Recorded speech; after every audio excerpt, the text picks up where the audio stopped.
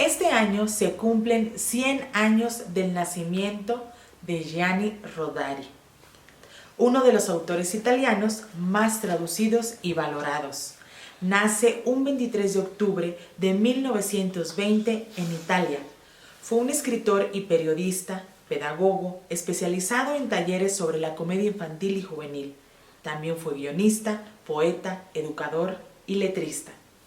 Cuando terminó la Segunda Guerra Mundial, finalizó sus estudios de magisterio y comenzó a trabajar como periodista en el diario Cinque Punte. Sus primeros textos literarios aparecieron en publicaciones como El Orden Nuevo, firmando con el seudónimo Francesco Aricoshi. Pasó por varias publicaciones hasta que finalmente se incorporó y dirigió una revista mensual. Con su seudónimo publicó una recopilación de leyendas populares y 2 cuentos de corte fantástico, El beso y la señorita Viviana. Cuando trabajaba para el diario La Unidad, descubrió su vocación como escritor para los más pequeños. A finales de los 40 nacieron las primeras narraciones cortas, humorísticas, coplas y retahílas ligadas a la poesía popular italiana y sus primeros libros, para niños, claro, el libro de las retahílas y las aventuras de Cipollino. En la época de los 50 pasó de un periódico a otro y siguió escribiendo textos que gustaban tanto a grandes como a pequeños. A iniciados los 60 comenzó a recorrer las escuelas italianas donde a través del contacto directo y la interacción con los niños mientras leía sus cuentos, observó las reacciones de su audiencia y tomó notas para tratar de averiguar la técnica correcta a la hora de crear buenas historias. Pronto se convirtió en uno de los mejores escritores para niños. También escuchar a los niños culminó en la reescritura y publicación de Gramática de la Fantasía, Introducción al arte de contar historias.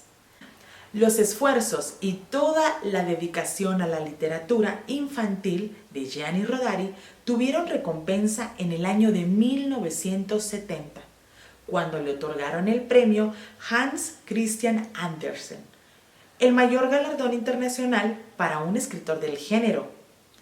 Sus libros son maravillosos, libros cargados de humor, imaginación y una fantasía desbordante. Cambió por completo la pedagogía en las escuelas y fue una muestra de que hubo una Italia con espacio para la creatividad y para las ideas progresistas en la educación. También tuvo numerosos jóvenes lectores en España y forma parte del canon lector de muchos de los que hoy oscilan o pasan de los 40 años de edad. En España fue muy publicado en los años 80 y enseñó a los niños a amar a los libros.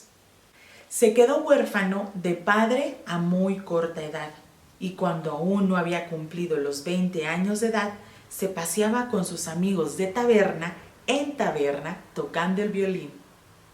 Comenzó a estudiar magisterio para intentar evitar el servicio militar, con el que no estaba nada de acuerdo.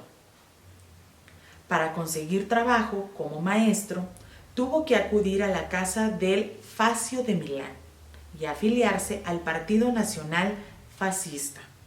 Era la única manera de obtener empleo como funcionario. Al llegar la guerra, fue destinado al Hospital de Milán y ahí comenzó sus coqueteos con la resistencia. Por varias razones, su hermano César fue apresado y llevado a un campo de concentración alemán. Sobrevivió y 2 de sus mejores amigos murieron en el frente. Para 1944 ya había roto el carné fascista y se había afiliado al Partido Comunista Italiano. Su libro Las aventuras de Cipollino tuvo un enorme éxito en la URSS, en donde el periodista acudiría habitualmente en la década de los 50. De hecho, el niño de cebolla que se enfrenta al malvado caballero Tomate y lucha contra la opresión y las desigualdades sociales es un personaje hiperreconocible para los niños soviéticos de los 60 y 70, puesto que se hicieron un par de adaptaciones cinematográficas animadas. Su libro Gramática de la Fantasía, dirigido a padres y profesores, a aquellos que confían en la imaginación infantil, para quien conoce el poder de la liberación que pueden tener las palabras. Creía fielmente que era necesario que la imaginación tuviera lugar en la educación. Miguel Azaola, uno de sus traductores al español, decía que Rodari era un mago enamorado de las palabras y de su idioma también, y que le gustaba jugar, que era capaz de escribir un poema hablando del punto de una i o de un acento perdido. Y el juego al que se entregaba era mágico como él. Gianni Rodari viajó a otro plano el 14 de abril de 1980 en Italia. Nos dejó grandes enseñanzas y una obra invaluable.